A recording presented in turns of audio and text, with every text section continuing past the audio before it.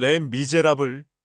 빅토르 위고는 19세기 프랑스를 대표하는 시인이자 소설가, 극작가로 문학뿐만 아니라 정치와 사회 개혁에도 큰 영향을 미친 인물입니다. 1802년 프랑스에서 태어난 그는 낭만주의 문학의 선구자로 활동했으며 사회적 불평등과 인간의 존엄성을 다룬 작품을 통해 시대를 대표하는 작가로 자리 잡았습니다.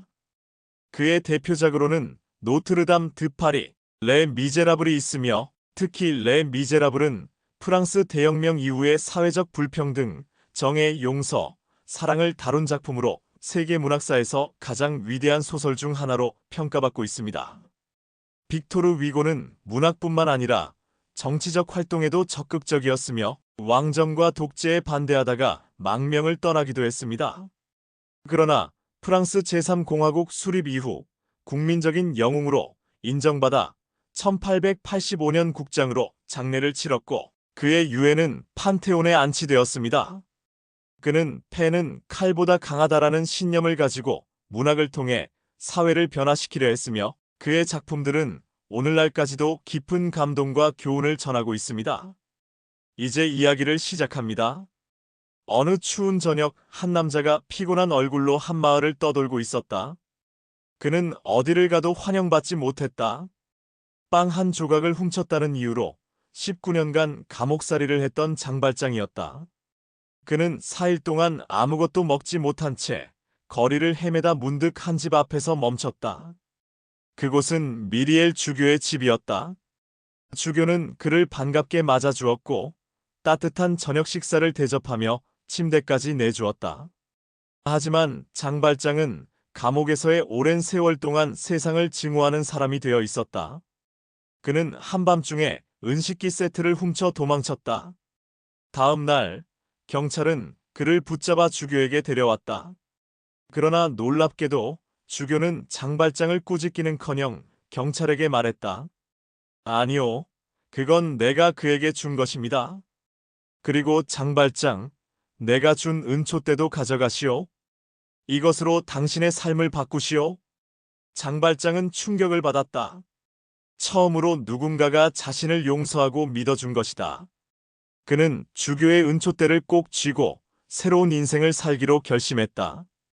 몇 년 후 이름을 바꾼 장발장은 마들렌 시장이 되어 있었다. 그는 성실하게 살아가며 마을 사람들에게 존경받는 존재가 되었다. 하지만 그는 늘 불안했다. 과거의 죄를 캐내려는 사람이 있었기 때문이다. 바로 경찰관 자베르였다. 어느 날 장발장은 한 여인을 발견했다. 그녀의 이름은 팡틴이었다. 한때는 아름다운 여인이었지만 지금은 병들고 거리에 내몰려 있었다. 그녀는 한 남자의 아이를 가졌지만 그 남자는 그녀를 버리고 떠났다. 팡틴은 자신의 딸 코제트를 맡길 곳이 없어 테나르디에 부부에게 맡겼는데 그들은 코제트를 하녀처럼 부려먹고 있었다. 팡틴은 딸을 위해 돈을 벌기 위해 몸을 팔았고 결국 병에 걸려 쓰러지고 말았다. 장발장은 그녀를 돕기로 결심했지만 자베르는 그의 과거를 캐기 시작했다. 마침내 경찰은 장발장이 예전에 감옥에서 도망친 죄수라는 사실을 알아내고 체포하려 했다. 하지만 팡틴은 자신의 딸을 돌봐달라는 부탁을 남기고 세상을 떠났다. 장발장은 약속을 지키기로 했다. 그는 감옥에 가지 않기로 결심하고 코제트를 데리러 떠났다. 장발장은 밤중에 몰래 테나르디에 부부의 여관으로 가서 코제트를 구했다. 코제트는 당시 8살로 어두운 숲속에서 무거운 물동이를 나르던 작은 소녀였다. 그녀는 장발장이 자신을 데리러 온 것인지조차 알지 못했다. 하지만 그는 다정한 목소리로 말했다. 너는 이제 자유야, 코제트. 우리 함께 떠나자. 장발장은 코제트를 데리고 파리로 도망쳤다. 그는 코제트에게 아버지 같은 존재가 되었고 그녀는 비로소 따뜻한 가정 속에서 자라게 되었다. 그러나 자베르는 여전히 그들을 쫓고 있었다. 장발장은 수도원의 벽을 넘어 간신히 도망쳤고 마침내 코제트와 함께 수도원에서 안전하게 살아갈 수 있게 되었다. 세월이 흐르고 코제트는 아름다운 숙녀로 성장했다. 그녀는 어느 날 마리우스라는 젊은 혁명가를 만나 사랑에 빠졌다. 하지만 그들의 사랑은 쉽지 않았다. 마리우스는 가난한 학생이었고 그는 다가오는 혁명 속에서 싸울 준비를 하고 있었다. 1832년 파리에서 민중의 반란이 일어났다. 마리우스와 그의 동료들은 바리케이드를 세우고 싸웠다. 하지만 정부군의 공격은 거셌고 반란은 실패로 돌아갔다. 마리우스는 부상을 입고 쓰러졌지만 장발장이 그를 구출했다. 장발장은 그를 하수도를 통해 탈출시켰고 그 과정에서 자베르와 다시 마주쳤다. 하지만 이번에는 달랐다. 장발장은 자베르를 죽이지 않고 놓아주었다. 자베르는 고민에 빠졌다. 그는 평생 법과 정의만을 믿어왔다.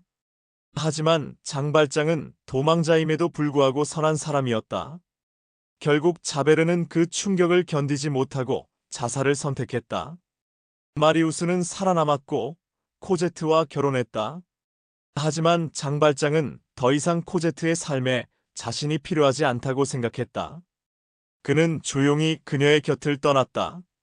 결혼 후 마리우스는 장발장의 과거를 알게 되었고 처음에는 그를 오해했다.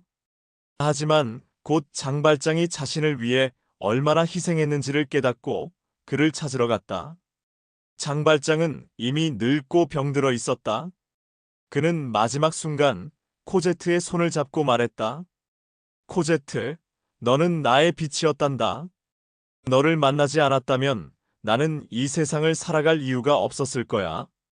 코제트와 마리우스가 그의 곁을 지키는 가운데 장발장은 조용히 눈을 감았다. 장발장은 죽었지만 그의 희생과 사랑은 영원히 남았다. 그의 무덤 위에는 다음과 같은 글귀가 새겨졌다. 그는 사랑받지 못했던 자들을 사랑했고 용서받지 못했던 자들을 용서했다. 그는 가난한 자였지만 그 누구보다도 고귀한 삶을 살았다. 그리고 파리의 밤하늘에는 혁명의 불빛이 희미하게 남아 있었다. 정의와 자유를 위해 싸운 자들의 희망이 그들의 영혼 속에서 여전히 살아 숨쉬고 있었다.